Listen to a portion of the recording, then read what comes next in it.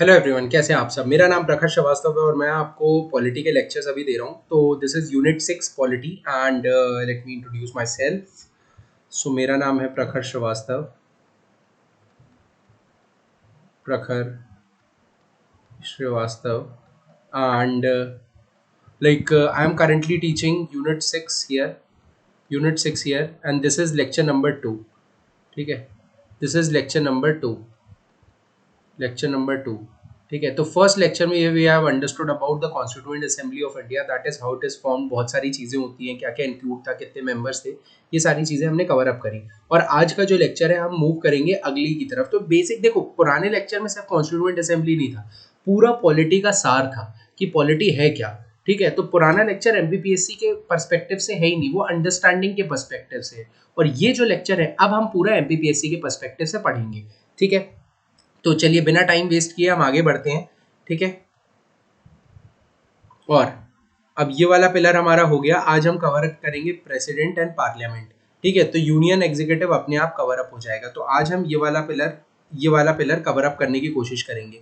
एक लेक्चर हमारा इस पे होगा, एक लेक्चर हमारा इस पे होगा, एक लेक्चर हमारा इस पे होगा। तो 3 लेक्चर ये हो गए। इसके साथ साथ दो lecture second, third, fourth, fifth और एक लेक्चर इसके साथ भी होगा कॉन्स्टिट्यूशन अमेंडमेंट। तो टोटल 6 लेक्चर में ये चीज़ कवर अप हो जाएगी पूरी। ठीक है, 6 घंटे का अच्छा धमाकेदार कोर्स होगा। क्रैश कोर्स है, क्रैश कोर्स में इससे ज़्यादा ज़रूरत नहीं होती है। ठीक है, चलिए आगे बढ़ते हैं। अब पहले समझ लीजिए कि प्रेसिडेंट होता कौन है। ठीक है, तो देखिए, मान लीजिए पार्लियामेंट है। समझना, पहले धीरे धीरे समझते चलो पार्लियामेंट के अंदर क्या हो रहा है। पार्लियामेंट में एक होता है लोअर हाउस जिसको हम लोकसभा बोलते हैं, एक होता है अपर हाउस जिसको हम राज्यसभा बोलते हैं। ठीक है, तो मान लीजिए कोई बिल है, तो एक बिल पास होता है आपका। बिल मतलब कि क्या करना है, मतलब मान लीजिए कुछ चेंज करना है, पढ़ाई के एजुकेशन बिल है। ठीक है, कि एजुकेशन में क्या होना चाहिए, 10% फ्री एजुकेशन देनी चाहिए बैकवर्ड स्टूडेंट्स को, जो भी बिल है वो बिल आपका इंट्रोड्यूस होता है एक हाउस में, या तो लोकसभा या तो राज्यसभा। मान लीजिए लोकसभा में वो इंट्रोड्यूस हुआ, यहाँ पे मेंबर्स उस पर वोट करेंगे। वोटिंग क्या होगा, 50%, 75%, 66%, वो बहुत अलग बात है। लेकिन आपको ये समझना पड़ेगा, पहले मेंबर्स इसमें वोट करेंगे, it will go to the next house, और जब ये दोनों हाउस से पास हो जाएगा तो ये प्रेसिडेंट के पास जाएगा, ठीक है। तो इसीलिए लॉ बनाने में लोकसभा और राज्यसभा के बाद प्रेसिडेंट भी साइन करता है। जब तक प्रेसिडेंट साइन नहीं करेगा वो लॉ एक एक्ट नहीं बनेगा। मतलब आप समझ लो, बिल इज इंट्रोडक्शन की क्या क्या होना चाहिए, वो कब लागू कब होगा, जब तक प्रेसिडेंट उस पर साइन नहीं करेगा तब तक लागू नहीं होगा। जब तक प्रेसिडेंट उसको हामी नहीं भरेगा वो लागू नहीं होगा। इसलिए प्रेसिडेंट भी पार्लियामेंट का एक पार्ट होता है। ठीक है, लेकिन प्रेसिडेंट की अपनी एक टीम होती है। ठीक है, टीम ऑफ एग्जीक्यूटिव्स होती है, टीम ऑफ एग्जीक्यूटिव्स। तो ये तो एक काम हो गया। क्या प्रेसिडेंट सिर्फ साइन करता रहता है जिंदगी भर? नहीं, प्रेसिडेंट की बहुत सारी पावर्स होती है, बहुत सारी चीजें प्रेसिडेंट की होती हैं। तो अब हम पूरे प्रेसिडेंट के बारे में इनसाइड आउट जानने की कोशिश करेंगे। ठीक है, तो अगर मैं बात करूं यूनियन एग्जीक्यूटिव्स की, यूनियन एग्जीक्यूटिव्स की, तो देखो, एग्जीक्यूटिव्स में कौन लोग आते हैं, जो लोग काम करा रहे हैं। जैसे फाइनेंस मिनिस्ट्री है, तो फाइनेंस मिनिस्ट्री क्या काम कराएगी, मतलब मान लीजिए फाइनेंस से रिलेटेड कोई लॉ बना है, तो जैसे मान लीजिए टैक्सेस है, इनडायरेक्ट टैक्सेस है, डायरेक्ट टैक्सेस है, आप कह सकते हैं जीएसटी है, तो कोई ना कोई तो इंप्लीमेंट करेगा, कोई ना कोई तो उसकी देखरेख करेगा, कोई ना कोई तो इनको लागू कराएगा। तो यूनियन एग्जीक्यूटिव्स के अंदर सबसे पहले आपका आ जाते हैं प्रेसिडेंट, क्योंकि सब लोग किसके अंडर काम कर रहे हैं, प्रेसिडेंट के अंदर। बट ये चीज हमें पता ही नहीं होती, इंडिया में हम प्रेसिडेंट को कुछ समझते ही नहीं है। ठीक है, इसके बाद ऑब्वियसली प्रेसिडेंट के बाद छोटे कामों के लिए थोड़े से वाइस प्रेसिडेंट होते हैं। ठीक है, अब होता क्या है, मान लीजिए इसके साथ ये तो एक टीम हो गई प्रेसिडेंट और वाइस प्रेसिडेंट की, इसके अलावा एक और टीम होती है प्राइम मिनिस्टर की। तो मान लीजिए प्राइम मिनिस्टर है, प्राइम मिनिस्टर के अंदर कुछ काउंसिल ऑफ मिनिस्टर्स हैं। ठीक है, इन काउंसिल ऑफ मिनिस्टर्स के अंदर अलग अलग लोग होंगे, इन काउंसिल ऑफ मिनिस्टर के अंदर अलग अलग लोग होंगे, सिविल सर्वेंट्स। अब देखो, ये जो लोग हैं, ये लोग लेजिस्लेचर का भी पास है, मतलब पार्लियामेंट का भी मतलब पार्लियामेंट का भी पार्ट है। तो इसीलिए हम पार्लियामेंट्री फॉर्म ऑफ गवर्नमेंट क्यों बोलते हैं, क्योंकि ये लोग जो हैं ये कॉमन है, लॉ भी यही बनाते हैं और इम्प्लीमेंट भी यही करते हैं। ठीक है। प्राइम मिनिस्टर रहता है ना लॉ मेकिंग प्रोसेस में पार्लियामेंट का ही, तो इससे लोअर हाउस का हेड ही तो जो रहेगा वो प्राइम मिनिस्टर बनेगा। तो इसलिए पार्लियामेंट और जो पीएम और सीओएम है ये हमारे पार्लियामेंट से निकल के आते हैं। जैसे मान लीजिए स्टेट की बात करें तो स्टेट लेजर से निकल के आते हैं। और इसी के साथ साथ अटॉर्नी जनरल ऑफ इंडिया,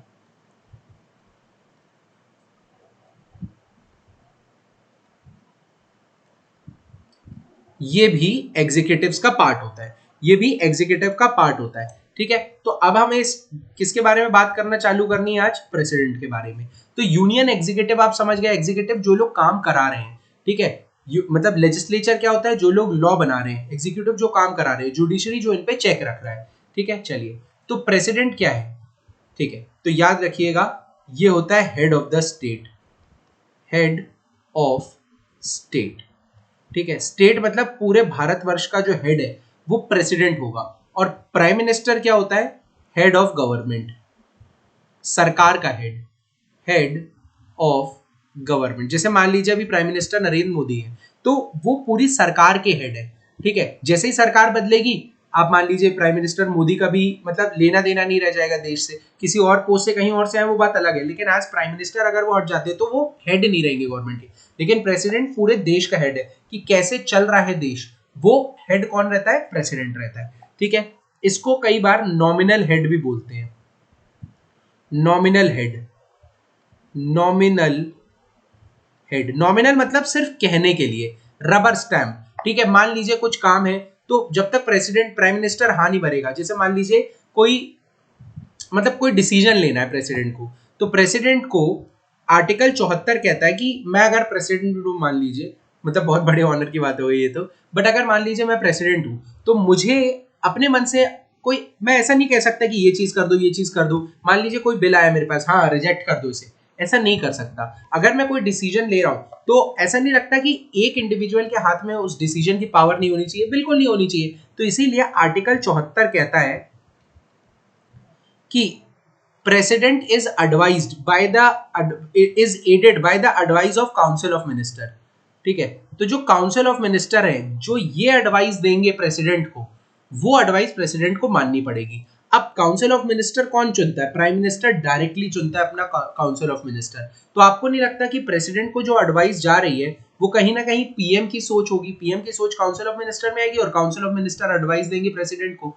तो इसीलिए जो आर्टिकल 74 है ना, वो प्रेसिडेंट की पावर तो है प्रेसिडेंट के पास कि प्रेसिडेंट के कहने पे ही होगा सब कुछ, बट प्रेसिडेंट के कहने पे होगा, लेकिन प्रेसिडेंट कहता किसके मुंह से है, वो जवानी किसकी बोलते हैं, सीओएम की जवानी प्रेसिडेंट बोलता है। ठीक है, जो सीओएम बोलना चाहेगा वो, मतलब सीओएम बहुत बड़ी बॉडी है, तो अब उन सब का रिप्रेजेंटेटिव कौन हो गया, प्रेसिडेंट हो गया एग्जीक्यूटिव्स के मामले में, कि हाँ ये काम कराना है, तो अगर सीओएम ने बोला ये काम ऐसे होना चाहिए तो वो काम वैसे ही होगा।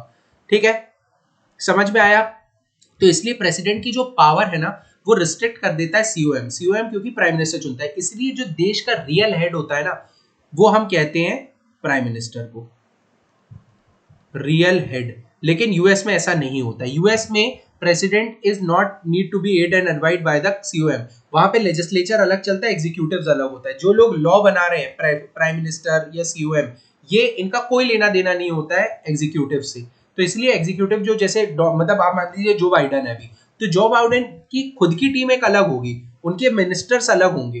ठीक है, उनका कोई लेना देना नहीं है जो लोग लॉ बना रहे हैं। ठीक है, ऐसा नहीं कि प्राइम मिनिस्टर चुना जाएगा, वो अपने सीओएम चुनेगा, काउंसिल ऑफ मिनिस्टर चुनेगा और वो लोग जो बाइडन को बताएंगे ना, जो बाइडन की अपनी एक टीम होगी और वो अपने हिसाब से काम करेगा। ठीक है, तो ये चीज समझ में आया, नॉमिनल और रियल हेड का फंडा समझ में आ गया। ठीक है, अब भाई इलेक्शन ऑफ प्रेसिडेंट, पहली चीज कैसे चुना जाता है प्रेसिडेंट। भाई सबसे पहले प्रेसिडेंट के बारे में जानने के पहले आपको ये समझना पड़ेगा कैसे चुना जाता है। तो लिखिए election of president, election of president. तो देखो एक टीम होती है जो लोग वोटिंग करते हैं। ठीक है, तो सबसे पहले तो इसकी टीम कौन सी होती है, तो इसमें इलेक्टेड मेंबर्स ऑफ, लिखते आप पूरा नाम लिखिएगा, लोकसभा के जितने भी इलेक्टेड मेंबर हैं उसमें 2 एंग्लो इंडियन नॉमिनेट करते थे प्रेसिडेंट, अब नॉमिनेशन नहीं होता है। ठीक है, ये कौन से अमेंडमेंट एक्ट के बाद हटा दिया गया ये आपको बताना है कमेंट सेक्शन में। तो elected member of Lok Sabha, Rajya Sabha, ठीक है, state legislative assembly, state legislative assembly, ठीक है, और इसी के साथ साथ जो यूटी है मतलब दिल्ली एंड मतलब पौंडीचेरी, ठीक है, ये दो यूटी में आपके स्टेट लेजिस्लेचर है, तो इनके भी इलेक्टेड मेंबर्स, लेकिन ये वर्ड याद रखिएगा, इलेक्टेड मेंबर्स, नॉमिनेटेड मेंबर्स नहीं होते। राज्यसभा में जैसे 12 नॉमिनेटेड मेंबर होते हैं, वो पार्टिसिपेट नहीं करेंगे इलेक्शन ऑफ प्रेसिडेंट में। इस बॉडी को बोला जाता है इलेक्टोरल कोलाज। जो लोग वोट कर रहे हैं ना इलेक्शन प्रेसिडेंट ऑफ प्रेसिडेंट के लिए, इनको बोला जाता है इलेक्टोरल कोलाज।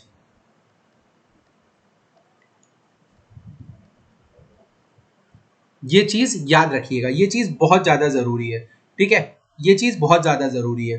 अब होता क्या है देखिएगा, मान लीजिए पूरी कंट्री है, ठीक है, और इसको मैंने 4 स्टेट्स में बांटा, ठीक है, हर स्टेट में एक मेंबर ऑफ पार्लियामेंट है, ठीक है, और हर स्टेट का जो स्टेट लेजिस्लेचर है, स्टेट लेजिस्लेचर असेंबली के मेंबर्स मतलब जो असेंबली मेंबर्स हैं उस स्टेट में, मान लीजिए ये 4 है,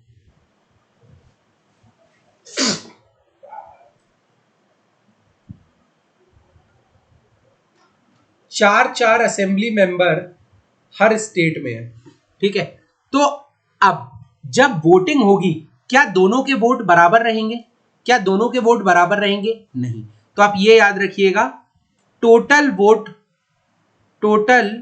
vote of MLA is equal to total vote of MP. तो ये याद रखिएगा, जो 16 एमएलए जितना वोट करेंगे उतने वोट की वैल्यू 4 एमपीज की होगी, ठीक है। ये एक बहुत इंपॉर्टेंट चीज है, ये एक फॉर्मूला आप याद रखिएगा, ठीक है। ऐसा नहीं है कि एक जन का एक वोट होता है, नहीं, एमपीज के वोट की वैल्यू ज्यादा होती है, एमएलए के वोट की वैल्यू कम होती है, ठीक है। अब ये चीज समझ में आई। तो अब वैल्यू ऑफ एमएलए वोट, एक एमएलए के वैल्यू की वोट की कितनी होगी, वैल्यू ऑफ एमएलए वोट तो कितनी होगी, लोगों पे डिपेंड करेगी। तो जिस एरिया से ये एमएलए हैं, जिस एरिया से ये एमएलए हैं, वहां का पॉपुलेशन डिवाइडेड बाय कितने एमएलए हैं, कितने एमएलए हैं एक स्टेट में, ठीक है, नंबर ऑफ एमएलए इनटू 1000, ये वैल्यू ऑफ एमएलए हो गई, ठीक है, वैल्यू ऑफ एमएलए हो गई। अब वैल्यू ऑफ एमपी निकालना है, तो वैल्यू ऑफ एमपी, तो ये चीज आपको पता है, value of MP is equal to value of value of MP is equal to कितना, value of MP is equal to what, कितना होगा, टोटल वैल्यू ऑफ एमएलए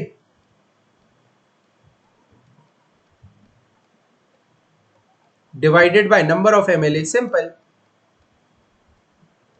आप ये फंडा डायग्राम लगा के देख लीजिएगा कि एक एमपी के वोट की वैल्यू कितनी होगी, total value of MLA 16 divided by कितने एमएलए हैं, टोटल वैल्यूज ऑफ एमएलए कितने हैं 16, कितने इलेक्टेड एमएलए हैं, एक तरह से 4, तो कितनी वैल्यू हो गई, वन वैल्यू ऑफ एमपी कितनी हो गई 4, ठीक है, टोटल नंबर ऑफ एमएलए पर स्टेट, ठीक है। ये चीज समझ में आई, बिल्कुल समझ में आई। बस ये फंडा आप याद रखना कि टोटल एमएलए की जो वोट की वैल्यू होती है ना, टोटल जितने भी एमएलए हैं सबके वोट की वैल्यू मिला ली जाए, और उसी के साथ साथ एमपी के वैल्यू की टोटल वैल्यू मिला ली जाए।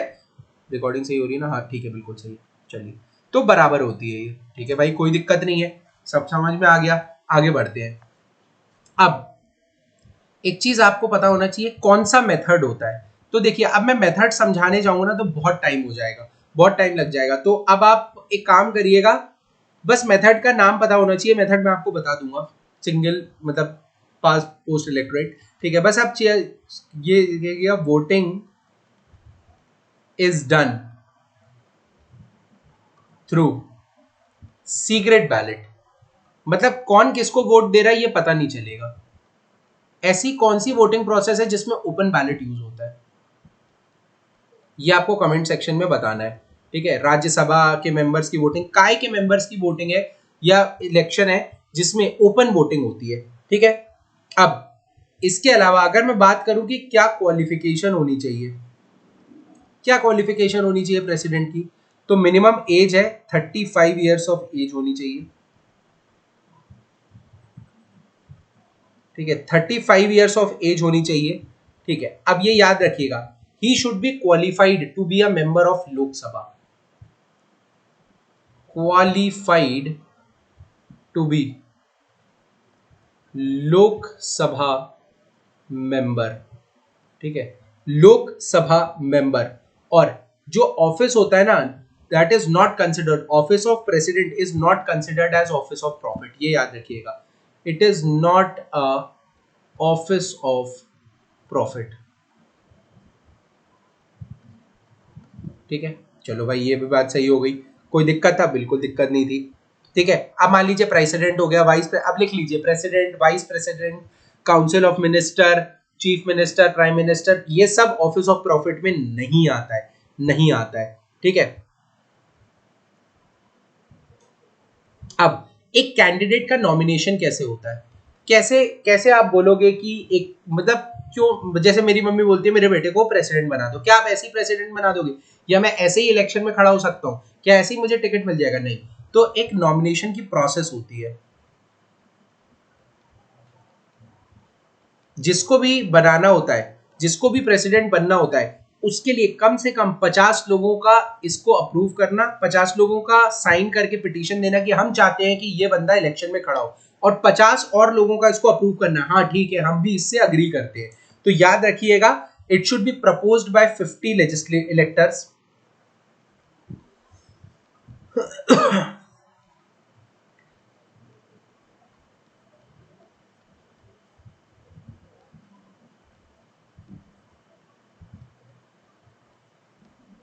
and supported by 50 electors, 50 electors।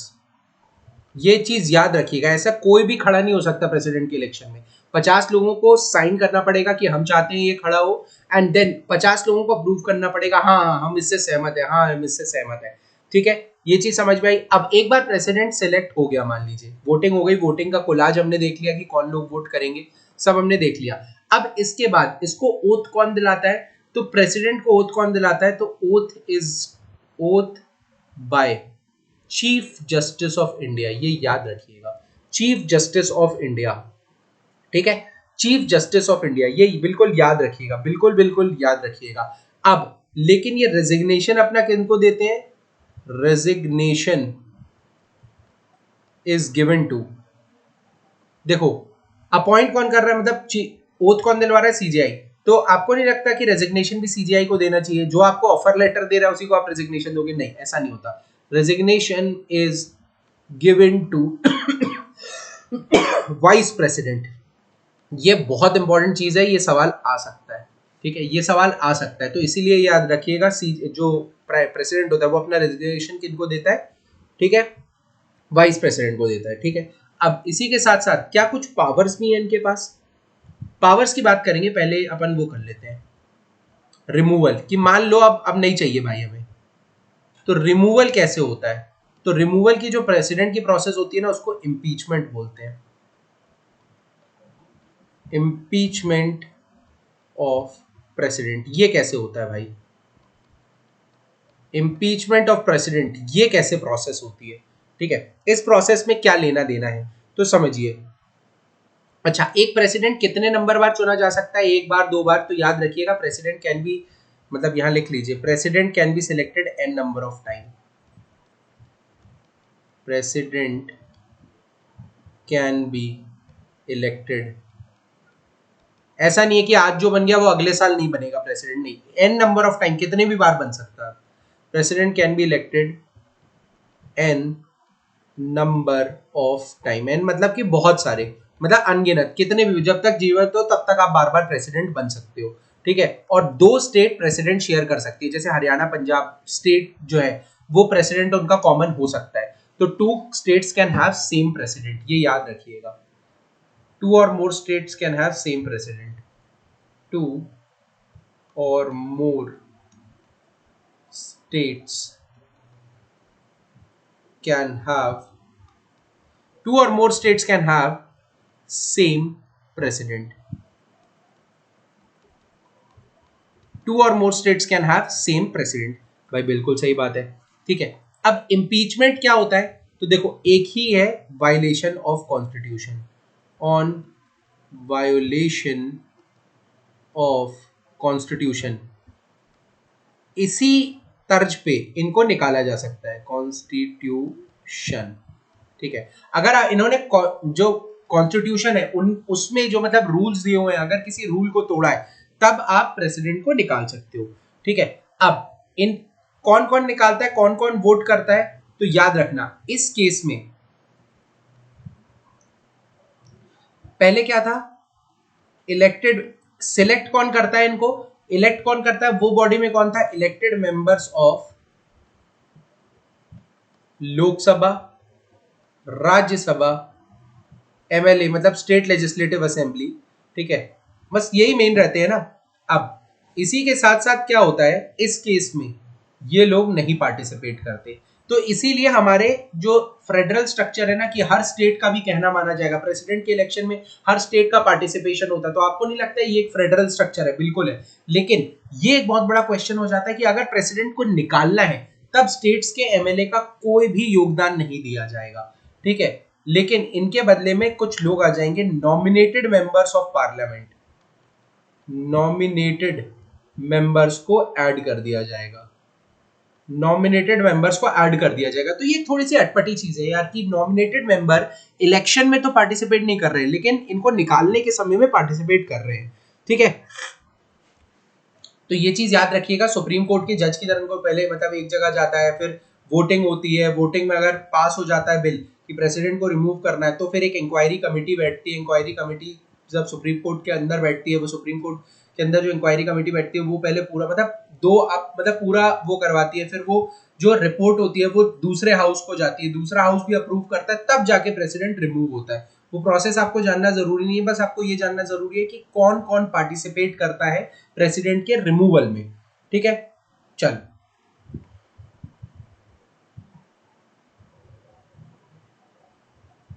अच्छा मान लीजिए प्रेसिडेंट के इलेक्शन होने हैं और इनका जो टेन्योर रहता है वो 5 साल का रहता है, ये लिख लीजिएगा, ये मैंने शायद लिखाया नहीं है, लिख लीजिएगा कहीं।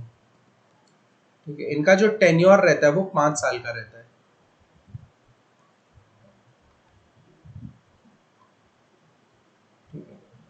5 साल बाद मान लीजिए नया प्रेसिडेंट चुनने में देरी हो गई, मान लीजिए इमरजेंसी लगी हुई है, कोई देश में कोरोना वोरोना चल रहा है, अगर देरी हो गई तो कौन करेगा, क्या वाइस प्रेसिडेंट आ जाएगा, नहीं, प्रेसिडेंट जो अभी का प्रेसिडेंट है ना वो कंटिन्यू करेंगे। तो ये एक चीज है, वो आप और लिख लीजिएगा। देखिए मैं जितने डेप्थ में पढ़ा रहा हूँ ना, बहुत है ये, मतलब बहुत ज्यादा से भी ज्यादा है, आप लूसेंट उठा के देख सकते हैं, बहुत ज्यादा डेप्थ में है। अब देखो कुछ कुछ पावर्स होती है भाई प्रेसिडेंट की, कुछ कुछ पावर्स होती है। अब अब कुछ कुछ पावर्स क्या क्या होती है, तो देखो मैंने बोला था ना कि जो सब कुछ पूरे देश में हो रहा है ना प्रेसिडेंट के कारण हो रहा है, लेकिन प्रेसिडेंट को किसकी एडवाइस माननी पड़ती है, काउंसिल ऑफ मिनिस्टर की एडवाइस माननी पड़ती है, इसलिए प्रेसिडेंट थोड़ा कमजोर पड़ जाता है। बट प्रेसिडेंट के पास बहुत सारी पावर है। ठीक है, तो सबसे पहले आती है आपकी एग्जीक्यूटिव पावर, एग्जीक्यूटिव पावर। जो लोग एग्जीक्यूटिव्स कौन होते हैं, जो लॉ को इंप्लीमेंट कर रहे हैं। तो एग्जीक्यूटिव पावर क्या है, तो जो भी देश में जैसे अपॉइंटमेंट होती है सिविल सर्वेंट्स की, या फिर कोई भी देश में कोई भी काम हो रहा है ना, काम का जो नाम लिया जाता है ना, किसने कहा है, प्रेसिडेंट साहब ने कहा है, ऐसा होता है वो। तो on the name of president काम कराया जाता है इंडिया में। ठीक है, कोई भी काम है ना उस पर साइन कौन करेगा, प्रेसिडेंट करेगा। तो ये जैसे कोई लॉ बनाना है या सर्कुलर निकालना है, ठीक है, या फिर एक्ट, मतलब आप समझ रहे हो ना, लिख लो अभी ये। जैसे अपॉइंट एग्जीक्यूटिव पावर मतलब कि जो एग्जीक्यूटिव्स हैं उनको कौन अपॉइंट करता है, प्रेसिडेंट। अपॉइंटमेंट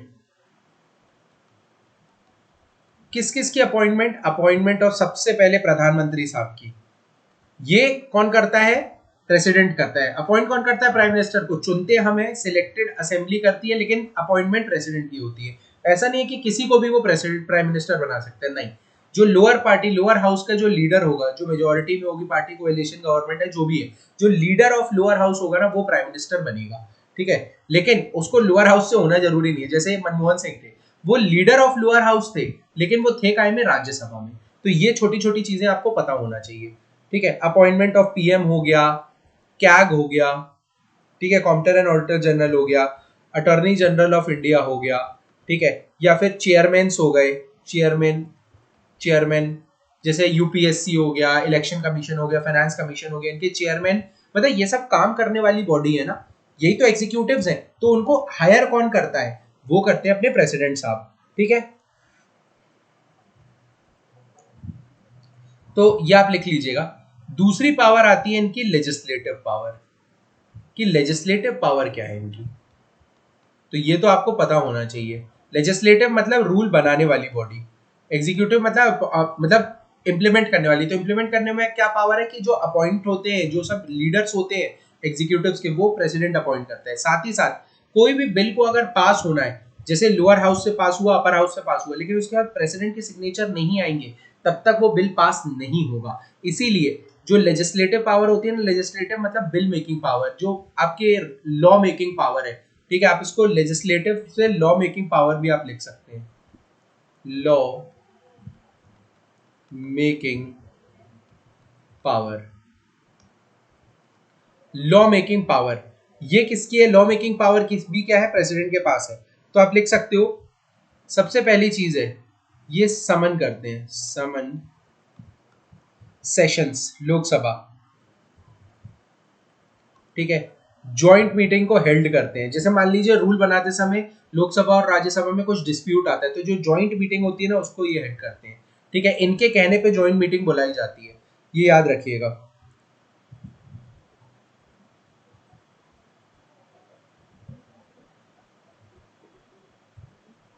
ठीक है। जॉइंट मीटिंग कॉल ये देते हैं।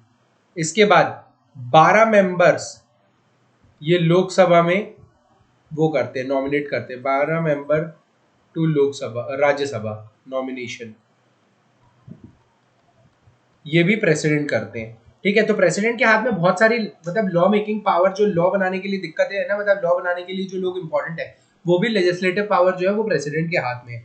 इसके अलावा आप कह सकते हो कि जैसे लोकसभा में भी ये पहले करते थे एंग्लो इंडियन को, अब तो वो चीज चली गई है, ठीक है। अब बिल पास करना हो गया, वो भी प्रेसिडेंट करते हैं, बिल पासिंग, ठीक है। रिकमेंड, जैसे मान लीजिए मनी बिल है, तो मनी बिल के लिए पहले आपको परमिशन लेनी पड़ती है प्रेसिडेंट से, तो वो परमिशन भी प्रेसिडेंट ही देते हैं ना, तो वो भी एक तरीके से भाई बिल को अगर आपको डिस्कस करना है, उसको एक एक्ट बनाना है, तो उसको आपको पार्लियामेंट में लेके जाना पड़ेगा, बट पार्लियामेंट में लेके जाने के पहले ही आपको प्रेसिडेंट से उसका अप्रूवल चाहिए होता है। तो रिकमेंडेशन डेशन for various bills,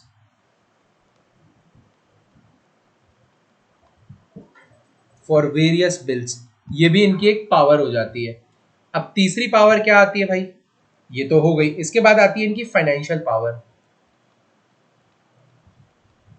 financial powers, कि यार इनके पास फाइनेंसेस को लेके क्या पावर है, ऐसा क्या कर सकते हैं ये।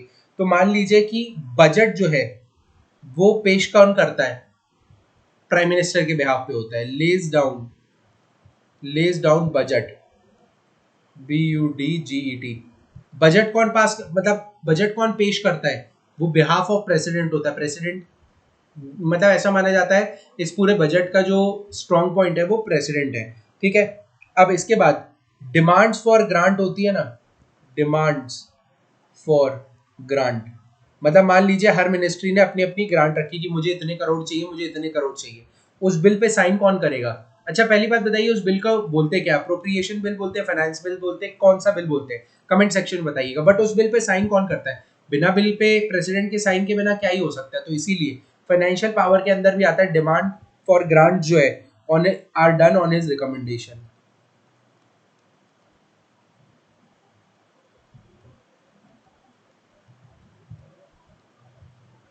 अच्छा क्या अपने मन से क्या ये डिमांड को मतलब अपने मन से क्या ये मतलब डिमांड फॉर ग्रांट्स को चेंज कर सकते हैं? नहीं।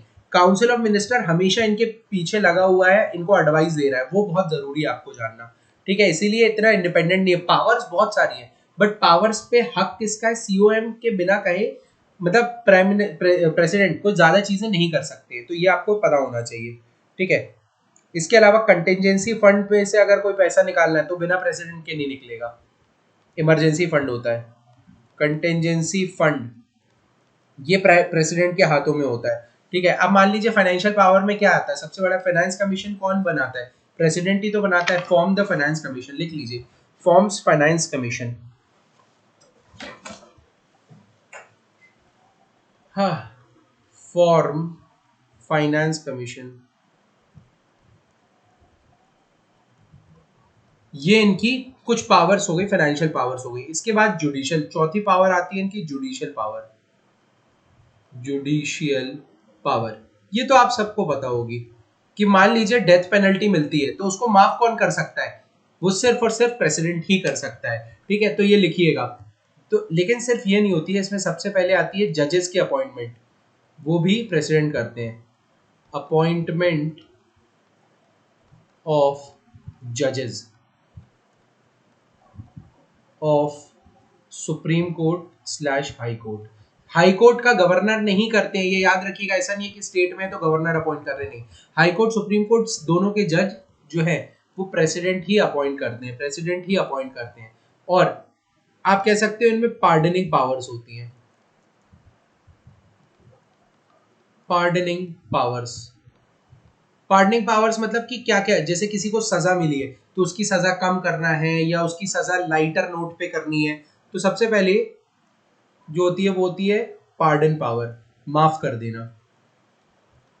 ठीक है, पार्डनिंग पावर जो कि होती है कि ठीक है आप आपकी सजा कम छोड़ो, जीरो हो गई और आपको माफ भी कर दिया गया। दूसरा होता है कम्यूटेशन।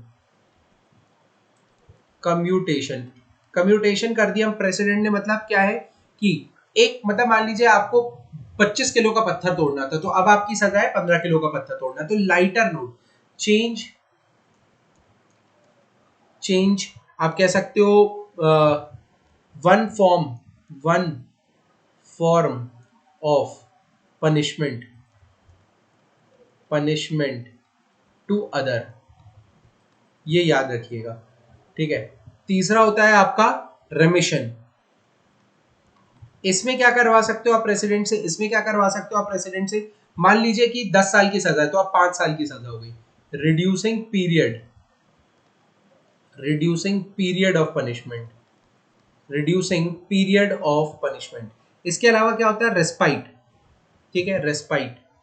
अब मान लीजिए कम तो नहीं करना चाहिए था, बट कुछ स्पेशल केसेस जैसे प्रेग्नेंट वुमेन है या एल्डरली पीपल है, तो decreasing the quality, decreasing the quality of punishment on in special cases, in special cases, in special cases. ठीक है, और एक होता है रिप्राइव। रिप्राइव मतलब कुछ होता नहीं है, जैसे मान लीजिए कि डेथ सेंटेंस है तो डेथ सेंटेंस को डिले भी किया जा सकता है, तो उसको बोलते हैं रिप्राइव। रिप्राइव मतलब delay in sentence.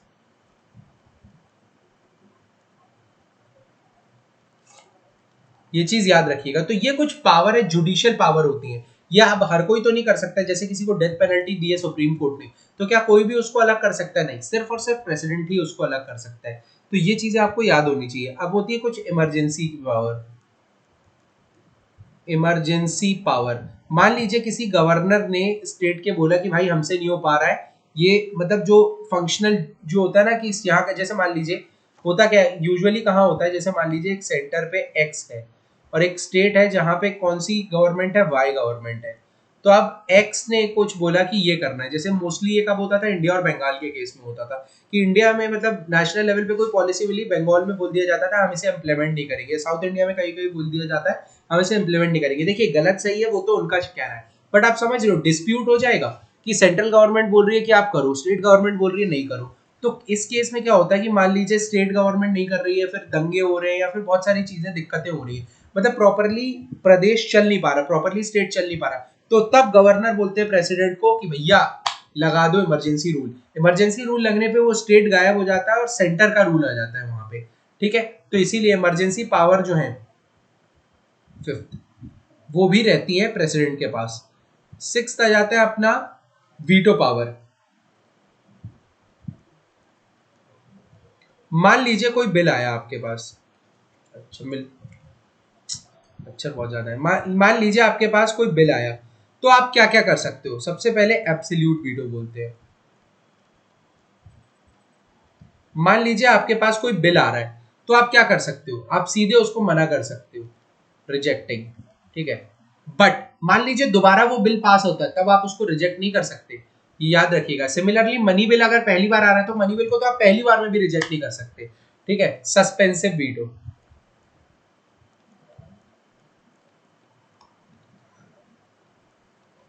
Suspensive veto का क्या मतलब है कि वापस कर दिया, रिकंसिडर, कि अब दोबारा विचार विमर्श करिए और इसमें कुछ चेंजेस के साथ वापस भेजिए। बट अगर मान लीजिए सेम टू सेम बिल भी आ जाएगा ना, तब भी प्रेसिडेंट मना नहीं कर सकता, ठीक है। ये मतलब आप समझिए, इतनी पावर होने के बाद भी मतलब पावर नहीं है, ठीक है। एक होता है पॉकेट वीटो। पॉकेट वीटो मतलब कि आया और जेब में रख लिया, मतलब डिले करना, ठीक है, डिले करना। तो ये पावर भी होती है, ठीक है। अब मान लीजिए कि अमेंडमेंट बिल आ रहा है, तो ऐसा नहीं है कि आप अमेंडमेंट बिल को रिजेक्ट कर दो, रिकंसिडर के लिए भेज दो, पॉकेट में रख लो, नहीं, कोई कोई चीज नहीं। अगर अमेंडमेंट बिल आ रहा है तो आपको उसको हाँ ही भरना पड़ेगा। अब मान लीजिए बिल मेकिंग पावर तो प्रेसिडेंट के पास है, बट आपने बोल दिया कि उसको हाँ ही बोलना पड़ेगा, तो पावर कैसी है? ये तो बस ये हो गया कि हाँ ठीक है, बस मतलब सही है गलत है, अच्छा लग रहा है बुरा लग रहा है, कोई मतलब नहीं है। बट हाँ, आपको हाँ बोलना है, मतलब हाँ बोलना है, तो ये वीटो पावर हो गई, ठीक है। अब ऐसा नहीं है कि ये सिर्फ मतलब पार्लियामेंट के लिए होता है। आप ये चीज याद रखिएगा, ये चीज स्टेट लेजिस्लेचर में भी प्रेसिडेंट कर सकता है, ठीक है। प्रेसिडेंट तो लिख लीजिए, प्रेसिडेंट कैन एक्सरसाइज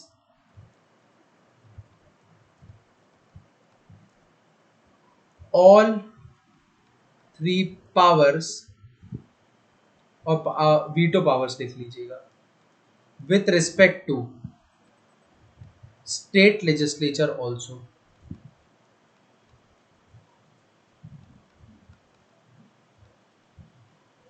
ठीक है। ये चीज याद रखिएगा, ये चीज याद रखिएगा। इसके बाद एक लास्ट पावर की मैं बात करूंगा, उसके बाद मैं फिर एक बार लूसेंट से चेक कर लूंगा। आई होप आपको मजा आया होगा। Ordinance power. अरे ऑर्डिनेंस क्या होता है यार? सर ये बता दीजिए ऑर्डिनेंस क्या होता है। तो देखो, मान लीजिए, मान लीजिए कि पार्लियामेंट है, पार्लियामेंट में एक है लोकसभा, एक है राज्यसभा। अब मान लीजिए कि किसी वजह से सेशंस होते हैं। अब मान लीजिए कि ऐसा तो नहीं है कि पूरे 365 दिन आपका पार्लियामेंट चालू रहता है, नहीं।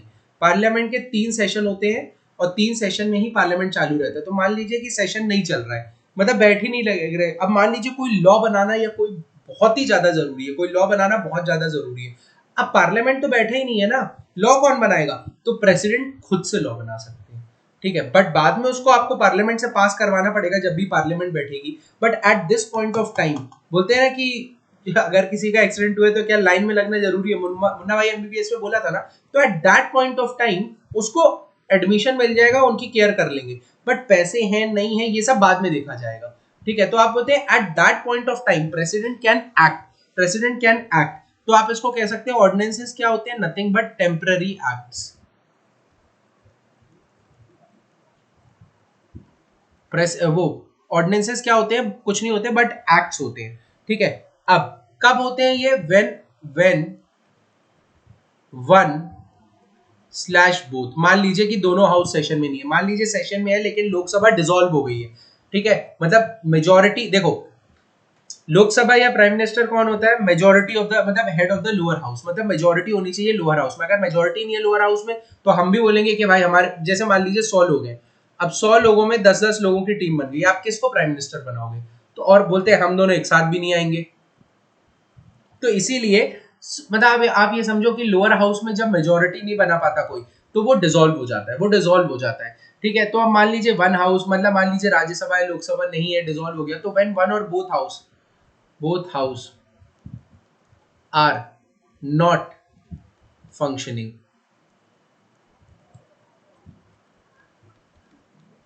ठीक है। इसके बाद आप कह सकते हैं, अब मान लीजिए कि कोई स्टेट, मतलब मान लीजिए कोई स्टेट का सब्जेक्ट है। मैंने आपको यूनियन पिछले लेक्चर में बताया था ना, union list, state list, concurrent list, residue power. तो इसीलिए जैसे मान लीजिए कोई लिस्ट है जिसमें स्टेट का सब्जेक्ट है, मान लीजिए कोई एक स्टेट का सिंपल सा सब्जेक्ट ले लीजिए आप, एग्रीकल्चर। क्या प्रेसिडेंट एग्रीकल्चर पे लॉ बना सकता है? नहीं बना सकता। ठीक है, ये चीज आपको समझनी पड़ेगी। जो लॉ बनाए जा सकते हैं ना, वो सिर्फ जिस पे पार्लियामेंट लॉ बना सकती है ना, सिर्फ उन्हीं चीजों पे प्रेसिडेंट भी लॉ बना सकते हैं। तो लिख लीजिएगा, can be issued only on which parliament can make law. It can be issued only in which parliament can make laws. ये याद रखिएगा, parliament can make law. Law, जो पार्लियामेंट जिस जिन चीजों में लॉ बना सकता है, उसी चीजों में अपना प्रेसिडेंट भी बना सकते हैं, ऑर्डिनेंस। ठीक है, अब एक बार जैसे मान लीजिए हो गया, तो you have to get it approved. अगर आपने कोई लॉ बनाया और उस लॉ को चलते देना है, मान लीजिए प्रेसिडेंट ने कोई लॉ बनाया, सही है, चलते देना है, तो जैसे ही पार्लियामेंट लगता है 6 हफ्तों के अंदर आपको उसको अप्रूव कराना पड़ेगा। Approve with in 6 weeks. Approve with in 6 weeks of reassembly.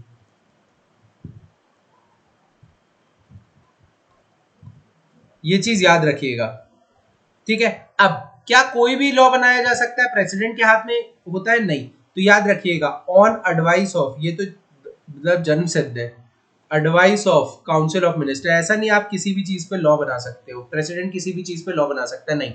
वो सिर्फ उन्हीं चीजों पे लॉ बना सकता है जो काउंसिल ऑफ मिनिस्टर अप्रूव कर रही है। ठीक है, अब इसके बाद बताइएगा, इट कैन बी, मतलब जैसे लगाया गया ना, तो वापस भी प्रेसिडेंट बिना किसी की परमिशन के ले सकता है। तो आप कह सकते हो withdraw any time, can withdraw, उसके लिए किसी की अप्रूवल की जरूरत नहीं है, कैन विदड्रॉ एनी टाइम। ठीक है, ये चीज समझ में आ गई। तो ये बेसिक्स था। चलो, तो यहाँ पे ये मेरा मतलब जो मैंने नोट्स बनाए थे वहां पे, यहाँ पे कंप्लीट होते हैं प्रेसिडेंट को लेके। मैं एक बार लूसेंट्स और चेक कर लेता हूँ कि उसमें क्या दिया हुआ है। ठीक है, बट मोस्टली मैंने कवर अप कर दिया है।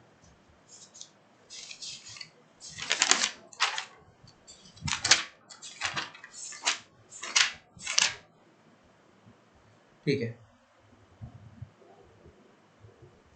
अब कुछ इंपॉर्टेंट चीजें फैक्ट है, लूसेंट से लिख लेते हैं। प्रेसिडेंट कौन होता है? First citizen of India. First citizen of India is what? President. ये याद रखिएगा, ये बिल्कुल याद रखिएगा। ठीक है,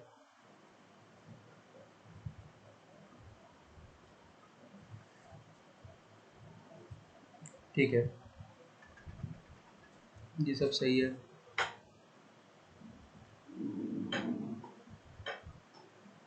अच्छा, क्वालिफिकेशन में 35 साल के साथ साथ एक चीज ये भी है कि सिटीजन ऑफ इंडिया होना जरूरी है, बाहर के लोग नहीं बन सकते हैं। Comma, citizen of India, citizen of India. ठीक है, ऐसा नहीं है 35 साल का कोई भी बन सकता है। ठीक है,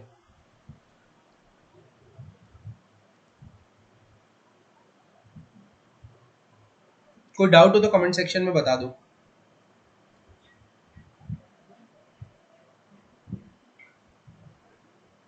वायलेशन कहाँ दिया हुआ है, इम्पीचमेंट कहाँ दिया हुआ है, तो लिख लीजिएगा आर्टिकल 61(1) में दिया हुआ है। आर्टिकल 61(1) में दिया हुआ है इनका रिमूवल। ठीक है, ये लिख लीजिएगा।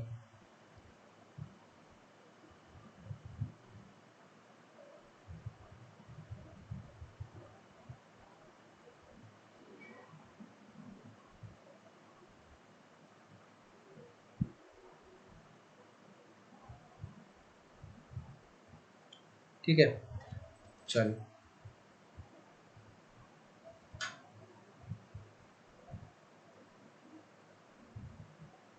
6 मंथ X मंथ एकदम क्लियर हो गया। ठीक है,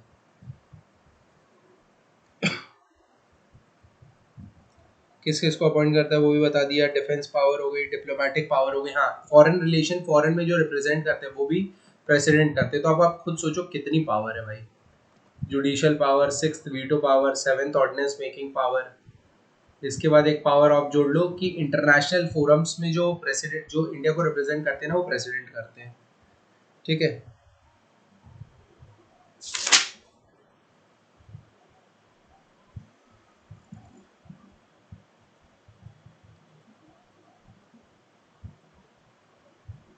चलो, मेन चीजें मैंने आपको करा दी है।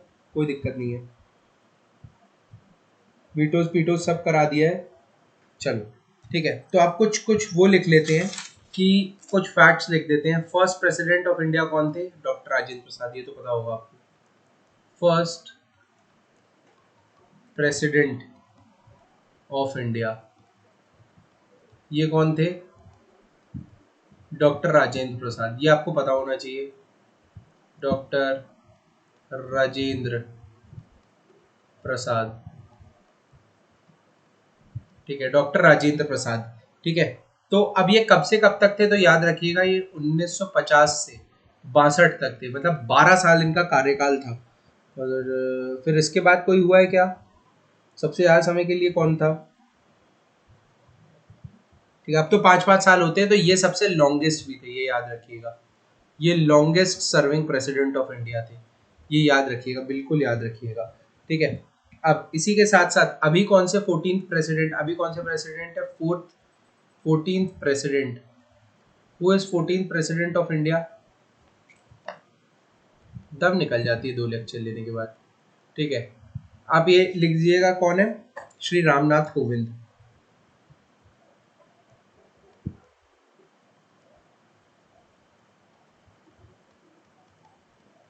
ठीक है, चलो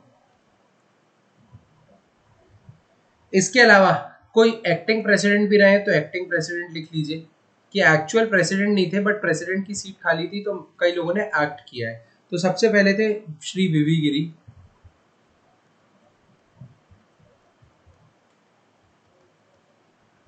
श्री वीवी गिरी। इसके बाद थे जस्टिस हिदायतुल्ला, ये मध्य प्रदेश से थे, जस्टिस मोहम्मद हिदायतुल्ला।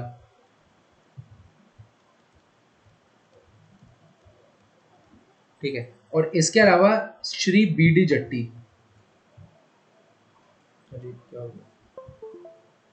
थर्ड आता है श्री बी डी जट्टी, ये तीनों ने एक्टिंग वो की है, श्री बी डी जट्टी। ठीक है, अब वीवी गिरी साहब ने कब करी है? तो ये याद रखिएगा 69 में, 1969 में इन्होंने एक्टेड एज अ प्रेसिडेंट किया था। ठीक है, फिर उसके बाद इन्होंने भी 1969 में ही एक्ट किया है, और उसके बाद इन्होंने 1977 में एक्ट किया है। ठीक है, तो एक्टिंग प्रेसिडेंट है। और कोई प्रेसिडेंट था जो ऑफिस में जिनकी डेथ हुई थी, याद रखिएगा डॉक्टर जाकिर हुसैन एंड श्री फरकुद्दीन अली अहमद।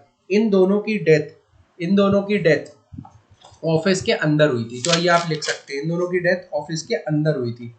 ठीक है, चलिए, तो यहाँ पे आपका प्रेसिडेंट वाला पार्ट कवर अप हो जाता है, और बहुत ज्यादा डिटेल में हमने प्रेसिडेंट पढ़ा है बिकॉज प्रेसिडेंट इंपॉर्टेंट भी था। ठीक है, चलो थैंक यू गाइस। कल के लेक्चर में हम कवर अप करेंगे पार्लियामेंट। थैंक यू गाइस, कल के लेक्चर में हम क्या कवर अप करेंगे? पार्लियामेंट।